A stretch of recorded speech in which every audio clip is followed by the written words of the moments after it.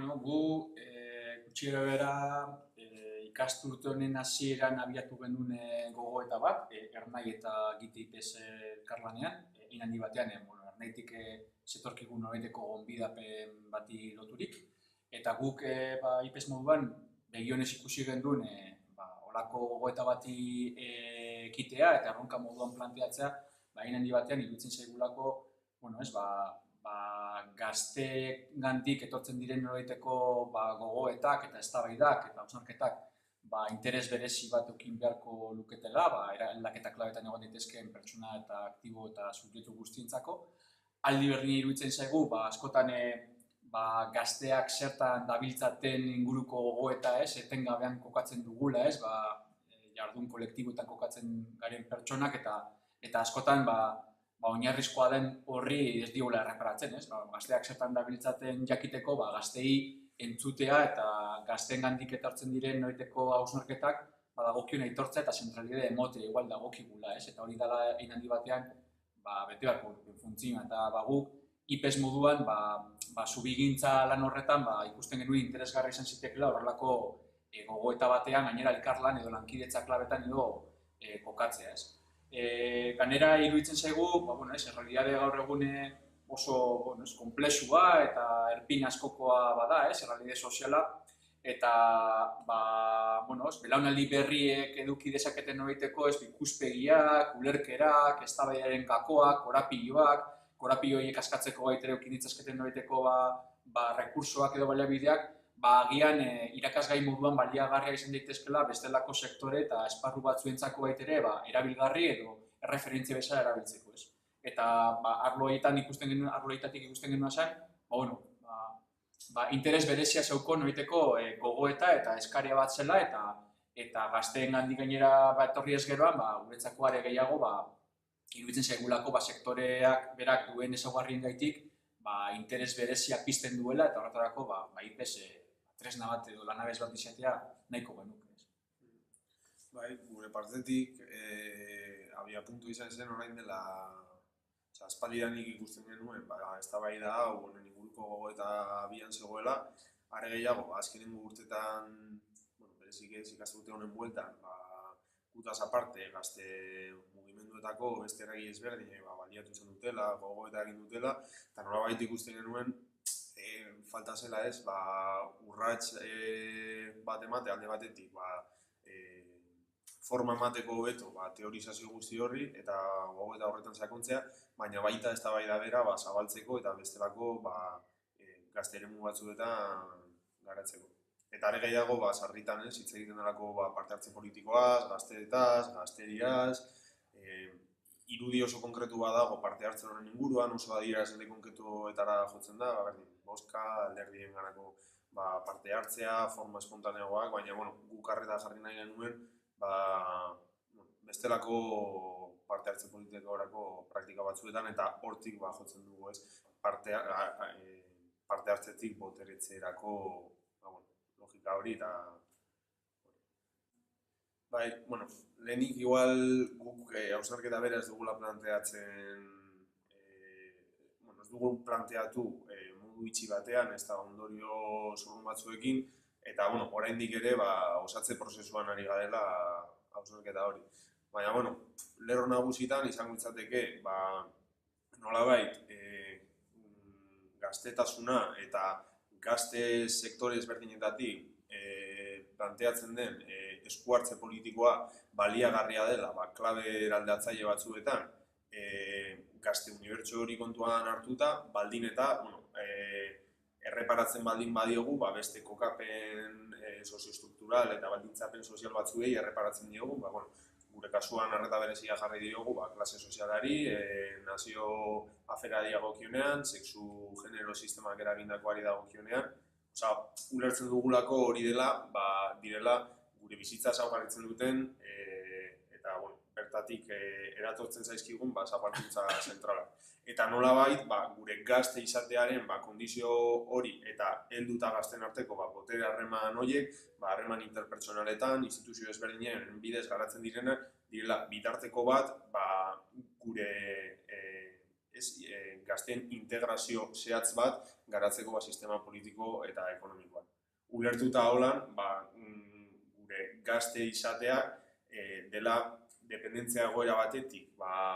emantzipazio prozesu baten edo ezberdinen bidez sisteman integratzera bideratutako prozesua dela. Orduan guk nolabait arreta jartzen diogu prozesu horien nolakotasunari eta nola egin dezakegun bestelako klabe eraldatzaile batuetan bestelako norabidetze bat hartu dezan. Helmuga aldatzeko, baina prozesua berari ere garrantzi bat emateko. Helmuga bera ere aldatu izan da sistema ekonomiko, politiko eta sozialaren ondorioz. Baina, helmuga hori jarraitzen du izaten prekarizazioa eta azkenean bideratuta dagoena sistemaren erreprodukziora eta ez horren aldaketara. Hortan, uste dugu ere gazte izate horrek sortzen dizkigula lan munduan, etxebizitza problematikari, aisialdiari, beste problematikei dagokionean sortzen dizkigula espezifikotasun batzuk, ez lotzen baditugu lehen esan ditudan adierazle horiekin, baina baita eratzen dela nolabait horren sustengurako helduta gazten arteko botere harreman konkretu batzuk esan duen bezala instituzio ezberdinen bidez garatzen denak eta azkenen buruaren ere harreman interpertsonal horien bidez. Batzutan ere, gu geu ere konturatzen ez garena existitzen direla. Eta horretan, igual, ikaspena atera dugu, mugimendu feministak usten digu ikaspen hori. Azkenengo urtetan, asko bizibilizatu izan duela, gu konturatzen ez garen botere harreman batzuk existitzen direla, eta horren bidez, mantendu daitezke zapalkuntza estruktura guzti. Horretara iristeko, jorratu dugu alde batetik ez, gazte izatearen, zer da benetan, zer kokapen berezia edo partikularrak ematen dizkigu gazte izate horrek. Rol sozialei dagokionean, zenolako eremu simboliko oso bat eraikitzen den horren inguruan, zenolako integrazio hori daukagun, lan erremanei dagokionean, hezkuntza sistemari dagokionean. Eta gero egia da baita ere, gure partetik ikusten genuen zen hori, parte hartze politikoaz mintzaten garenean eta plantatzen dugunean eredu, logika, sistemaren logikan artik aratagoko parte hartza eta zitzaitari garenean, gu baita ere egiten dugun edozen dutako gogoetan logika alternatibo horren arabera egin barko genuken. Eta gure guk baita ere, mailan atean, ibatu duzunez, gu plantatzen dugu egiten ari digaren noiteko, gogoetaren noiteko bizkarrezur, eskema posible bat, baina ona etorri gara baitere, ez baian jartzera eta inkluso egon daitezkeen ikuspegi eta inabardura eta iritzi ezberdinak baitere txartatzeko, barneratzeko edo eztabaida berriak sortarazteko rekurso edo baliabide bihurtzeri begira. Iruditzen zaigulako gainera, momentu honetan ez daudelako, eztabaidaren noiteko kategoriko batzuk, badaude joerak eta tendentzia askotan gaur egun dana, idei oso nagusi eta oso kategoriko eta oso, magistralen araberako, gogoetak eta gero horren arako konpartitzeak egitea, guk irudipena daukaguna da, horrelako errealidade bat hain konplexua danean, seguramente hain absolutuak izan daitezkeen ondorioetara heltzea ezinezkoa dela, eta gainera iruditzen zaigu, unaik lehen aipatu duen bezala, prozesuak bera modu parte hartzaile batean eta parte hartze politiko hori modu integralago batean ulertu ez geroan, seguramente emaitza askoz ere osotuago izango dela, askoz ere kompletuagoa edo askoz ere lagungarria izango dela, eta seguramente baitere parte hartu izan duen pertsona horok baitere ekarpen horren horreteko sentsazio hori eukingo duela. Orduen, guk baitere modu dinamikoan ulertzen genuen eztabaida bera emotea, ikastaro bera baitere saiatu izan gara metodologikoki eta logika horretan baitere ekarpen bat egitea eta inkluso hasieratik norbaitek baduka bestelako ekarpeni baitere barneratzeko aukera izateko eta gainera iruditzen zaigu ikastaro honek seguramente askoz ere input berriak emango dizkigula, guk baitere eztabaida horretan berriro beste buelta bat edo buelta berri bat eman izateko eta ondorio berriak ateratzeko. Eta iruditzen zaigu gainera modu horretan ulertu ezkeroan parte hartzea eta ulertu ezkeroan baitere eztabaida, seguramente, bueno, ez, gogoeta hau alik eta jende edo alik eta gazte gehiengana heltzeko aukera emango digula, eta aldi berdinean Euskal Herrian eta herrian eta gaztetasun horretan egon daitezken iritzi ezberdin gehiago jasotzeko aukera emango digula. Eta ziurrenik horrek emango digula askoz ere emaitza oparoago bat. Zentzu horretan jada nabaritzen ari duguna ikastaroan bertan baita da, badagoela horretarako motivazioa, badago horretarako beharra, eta gainera badaude horretarako iritzi kualifikatu ugari. Eta horiei baitei dagokien atentzioa eta arreta eta garrantzi eta protagonismo marko geniokela. Eta hortik aurrera guztien artean egiteke. Guk ere kokatu nahiko nuke ez, ahaldun boteretzearen logikarekin guk ahalduntzea normalean jo izan da asko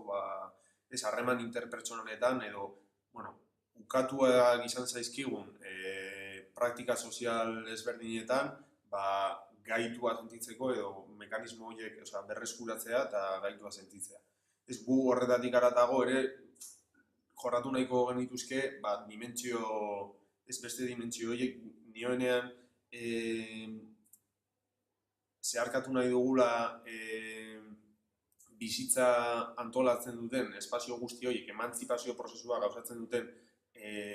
forma guzti horiei beste helmuga bat eta beste bide bat eman nahi diogula, hain zuzen ere da dimentsio,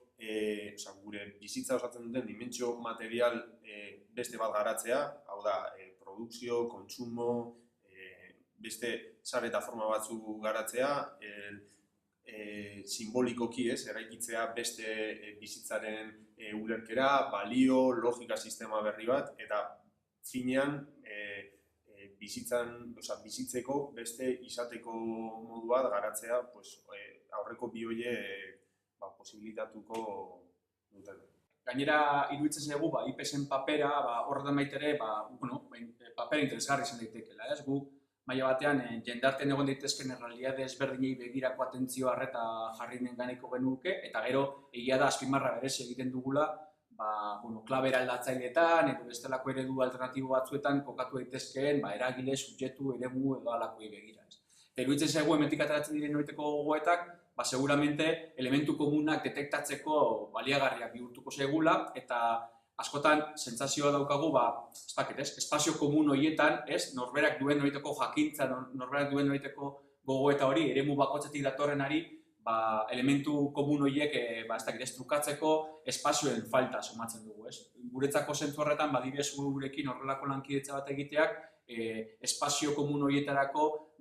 bide bat edo baitere bihurtzen zaigu. Eta guk zentzu horretan, IPS-en saiatu nahiko genuke, bitarteko gehiago jartzea norabide horretan ahalbidetzeko. Guk gure partetik eta ulertuta baitere, hemen atatzen ditugun ondorio ezberdinak, segide izango dutela gogoeta horretan, emon nahiko genioke apurtxu bat,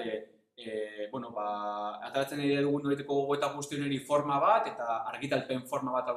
hartuko luke, hori da gure aurrikuspena eta durago kasokari begira jarriko genukena, ulertuta lehengo norabidean, bai gazte mugimenduri begirako baleidatizetei begira, norberak, gazte eremu horretan dituzten ezaugarri propioen araberako tresna berri bat izatea norberak bere buruen inguruko gogoetan egin izateko, baina ulertuta baitere gazteei begira, baina haratagoko beste espresio, edo beste eremu, edo beste pertsona batzuei begirako euskarri bat izan daitekela. Eta zelan bait, gainera modu praktiko batean gogoetan agertzen ari diren noriteko elementu horiek, baina da euskarri horren zabalpenen bitartez gauzatu alizateko. Eta ziurrenik gogoeta guzti honek, edo hausnarketa prozesu honek, ikastaroan ateratzen ditugunik ondorioak, baina eta ondo apuntatzen badute, ziurrenik seinale hori izango da, adiraziko digutelako ondorio berriak atalgo ditugula eztabaida gehiago egin ditaren bitartez, eta seguramente orduen ondorioi begira baitere gogoeta berriak sortasiko dugula. Eta orduen, etengabeko, kontinuum bat bezala plantatuko dugula gogoeta hori egitea. Eta ulertzen dugu, espreski gainera gaztei begira, edo gazte ikuspuntuari begira, sentsazio bat badaukagu, askotan noraiteko distantzia sozial baten arabera egiten dugula. Gazteak noraiteko logika eta norabide batean daudela, eta ez dakit, beste ainontzeko beste logiko batzuetan daudela. Eta iruditzen zaigu gainera, ez dakit, irakurketa hori, ulerkera hori, askotan sintomatikoa dela, eta gainera horri begira elkarrizketa sozial gehiago, zubigintza gehiago eta bitarteko gehiago inbarko dituzkena, seguramente kontatuko inetakelako ateratzen diren hainbat gogo eta esparru eta espresio ezberdinetan, kasu honetan gaztei begirakoan, oso tronkalak eta oso elementu komuna direla beste esparru batzuetan. Gure ustez, euskarri horrek piztu nahiko lukeen eztabaida ez da bakarrik gaztei begira sortarazitakoa edo bidetutakoa, baizik eta herri mugimendu edo klabera aldatzeretan edo interes berezia eduki dezakeen edozein pertsonentzako bideragarria izan beharko litzatekeela. Gu zentzu horretan IPSek eskaintza hori nahiko luke eta bokazio horrekin nahiko luke argitalpen hori. Ojala, besteren bat egitearen beharra edukitzea, seinale honi izango dela eztabaida gehiago piztu dugula. Bai, guk hain zuzen ere planteatzen dugu teorizazio guzti honek soilik zentzua eduki dezakela praktika batekin. Eta zentzu horretan ez da, praxiaren logika horretik guk praktika teorizatzen dugula, igual hau da honen emaitza, baina modu berdinean ez, teoria praktikaren eramaten dugula, eta garapen horrek eramaten duela garapen teoriko praktiko baten jarraikor batetara. Eta hain zuzen ere, horretarako euskarri bat da orain garatzen ari garen eztabaida eta bertatik aterako ditugun ondorioak, baina hain zuzen hori espero dezagun aurrerago jarraitza horretan sakontzen. Eta hori izango da alde batetik egiten dugun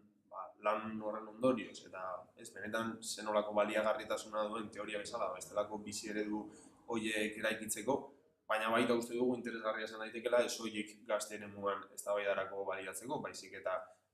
bestelako herri mugimenduko espazio batzuetan ulertzeko gazte mugimendu batzuetatik zer den planteatzen duguna o zer parametrotan mugitzen garen eta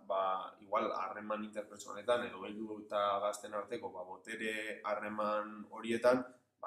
botere harremanak gainditu nahi dituzten espazio horietan egin ditzagun ere urrats batzuk zentzu horretan gazte eta helduen arteko botere harreman horiek identifikatzeko eta gainditzeko.